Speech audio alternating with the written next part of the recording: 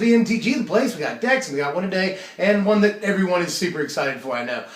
Been hearing a lot about Zada lately, so I figured I'd go ahead and give you some ideas that I have with Zada, including a whole dang deck. So let's go ahead and do that. Well, there are a lot of Zada decks that exist in the format right now, from what I can see. Some of the more interesting ones are, first, the Jeskai deck, or maybe even Is It deck, that plays like Tigum Strike, which is just hilarious. You might play Refocus, which lets you draw a bunch of cards, and give all your dudes Vigilance during attack swings. That's pretty cool. But there's a Naya, or even just Gruul, you know, green-red deck, or possibly green-red-white, that plays all kinds of stuff. You know, you can play Titanic Growth. The best reason to play it is probably Become Immense, Might of the Masses, maybe a Tarkus Command, even though it doesn't work with Zada. It's still like a ridiculous card, and you play it if you're playing red and green. So, you know, I could see that, mostly because of Become Immense. And then another possible build is just straight up goblins. You could totally build goblins and use like pile driver and token producers, and then like red combat tricks. You know, that's pretty much all that would be. And that'd be really focused and fun, probably. That deck would be a whole lot of fun. There's so much fun we can have with Zada, but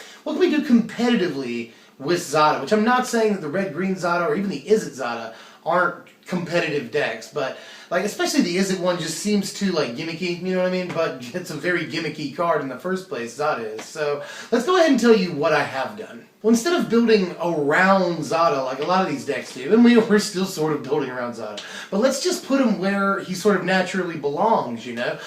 Red aggro deck, this one's going to put white as well. We're going to play Boros in this one. And just put him in, you know, a combat-oriented prowess style deck. Now, before I move on, I do have to point out that prowess does not work the way that it would if it were really, really an awesome guy. In this deck, whenever we copy spells after we trigger Zada's ability, we're not actually casting the spells. So, you know, if you have 9 guys in a Zada, you don't get 10 prowess triggers. You get 1 prowess trigger.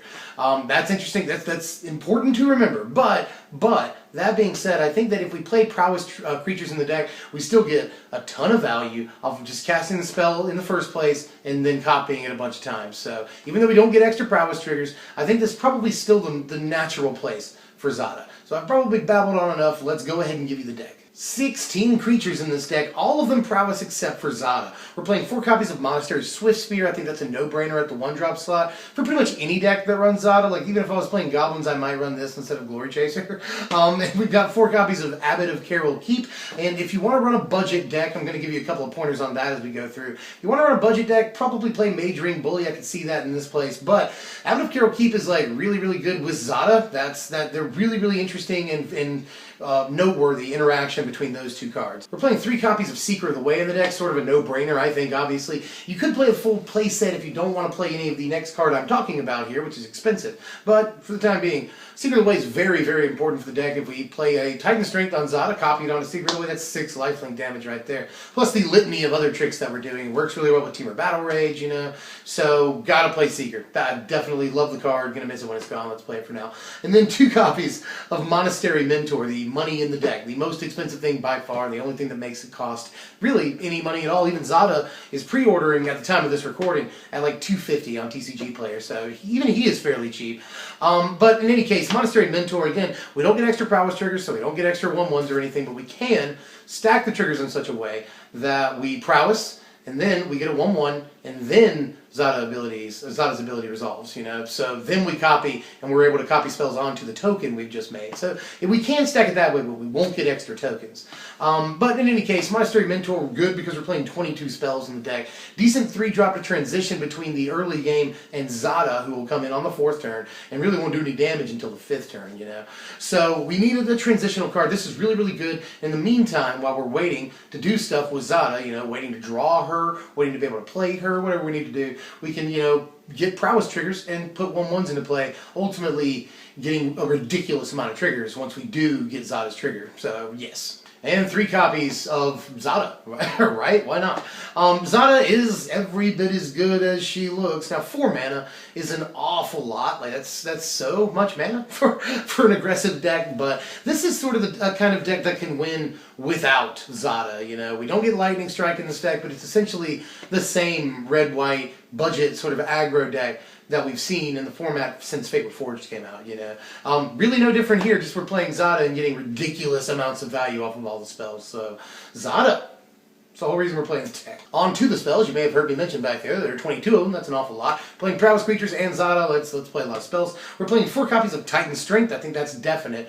And then also in this 1-drop slot, we're playing 4 copies of Defiant Strike. Lots been made of that, you know, if we can target Zada with a Defiant Strike, we draw a card for each member of our team, which is absolutely freaking nuts. We're not playing any like token generators like Dragon Fodder or Hordling Outburst. I was at first, they ended up getting cut. So we're playing enough creatures, you know, Prowess triggers are fine. But Defiant Strike, even though we're not playing token producers, we'll still often draw 4 cards off of Defiant Strike, because we'll play Zada on curve, you know, 1, 2, 3, and then 4 for Zada. And once we actually go to swing with her, or him, I'm not really sure, then we'll be able to draw like tons of cards. Defiant Strike is really good, obviously Titan Strength is too.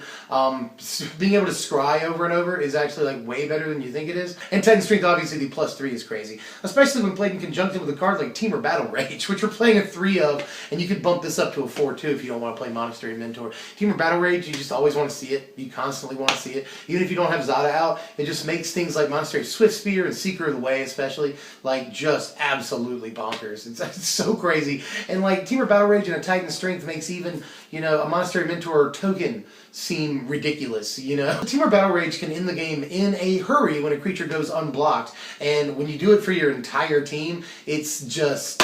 it's so crazy. It makes you feel good too, especially when you're able to, you know, it's only costs 3 mana to cast Defiant Strike and Temur Battle Rage, or Titan Strength and Temur Battle Rage, and your whole team gets the bonus if you get a Zada, and just things get so dumb. We're playing 2 copies of Enshrouding Mist here in the main deck, sort of our replacement for God's Willing, which RIP God's Willing, I wish we had that card still. But again, you know, we're just not really that worried about protection from a color as much in this format. It's still a thing. It's still an important thing, protection is, but not as much with Hangerback Walker everywhere, and with maybe colorless creatures being a thing in the format. So, but I'm gonna miss the scry on God's Willing, you know. So, but in this case, we get a power boost, so that's good. You know, if we can cast it on our whole team, not only will they get a prowess bonus, they'll get the +1/+1 bonus. We won't have to worry about them dying in combat that turn. So, yeah, Enshrouding Mist has actually been pretty darn good. Just forget about the renown clause on it. Who cares? Like, all you want is to do the 2 things that are important. Now we're into the slightly weirder stuff. There's 3 copies of Sure Strike, which, if you watch the channel, you may have heard me refer to this as the new Lightning Strike. And I actually think that the word strike in the title is like a clue, like, play this like Lightning Strike. On an unblocked creature, this deals 3 extra damage to them. Against a blocked creature, this deals 3 first strike damage to them. So you're basically, you know, creatures under 3 toughness and under, you're able to just Lightning Strike for the win as long as you have a creature out. So I think the card functions a lot like Lightning Strike as long as you have a creature on the battlefield. That's... You know, I like that about it. And as a combat trick, it's really good, you know, and we can obviously Temur Battle Rage and this in the same turn. But even if we can't do that, then it allows the Monastery Swift Spear to take out a Siege Rhino. That's really good, just with 1 casting, you know? Just with 1 casting, Swift Spear can take out a Siege Rhino. That's actually super duper relevant and has come up in testing like 3 times. And I've only played like 4 games against Abzan. So, I mean, that's very, very important. Just really, really, really much better card than it looks like. You know, +3 power and first strike allows even a 1/1 to take out a 4/4. So that's just, that's absolutely crazy.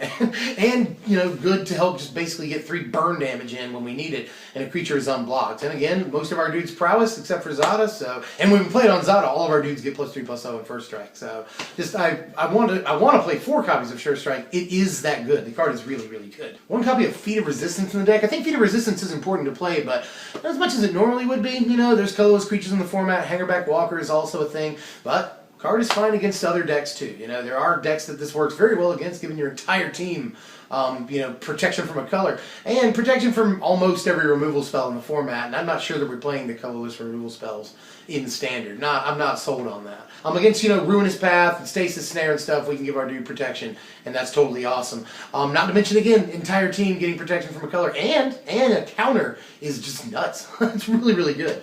And then to finish it off here, 2 copies of Wild Slash and 3 copies of Valorous Stance. I'm putting these up because they're both, you know, removal elements in the deck. Wild Slash is something that we can either cap off the game with and deal that last few damage, or you know, we can take out smaller dudes in the early game, which is really important for a deck like this, you know, because we can Wild Slash something, get something out of the way, and all of our dudes' prowess, you know. Wild Slash is good, and I would play more copies of it if I had the slots. And Valorous Stance is removal against the stuff that we're sort of bad against, Siege Rhino included, dragons, big Eldrazi and stuff.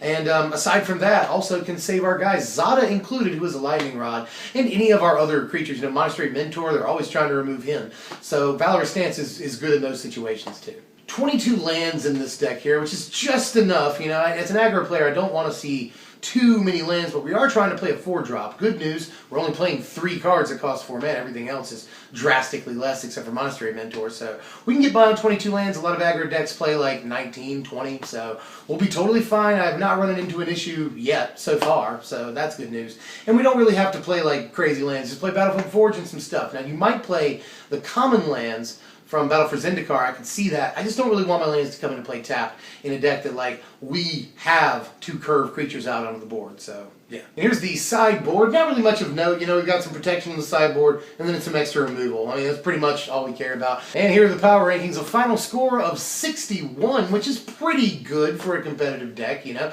Not bad at all. It is pretty specialized, very, very hyperly aggressive, but still plays some defensive options, you know. I count Shore Strike as a defensive option, you know. We've got a lot of really good combat tricks in the deck, from, you know, Enshrouding Mist to Sure Strike, to Valorous Stance, you know, Temur Battle Rage. So we can go on defense very well while we wait for a Zada, or wait for a barrage of spells to copy onto Zada.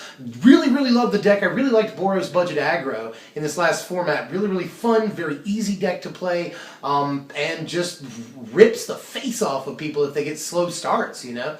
And this deck feels similar to that. Even though we're playing a 4-drop, it can still win the way it's always won, even if it never sees its Zada. When it does see its Zada, it's almost guaranteed to win if you can keep her on the board for 1 turn. You know, there are definitely push-pull situations. I have a Zada in my hand. Do I go ahead and play my Titan Strength to, you know, deal 5 damage with my Swift Spear, you know? Do I go ahead and get the damage in, or do I save it? 9 times out of 10, I will save it. You know, it's not the early game we're worried about so much.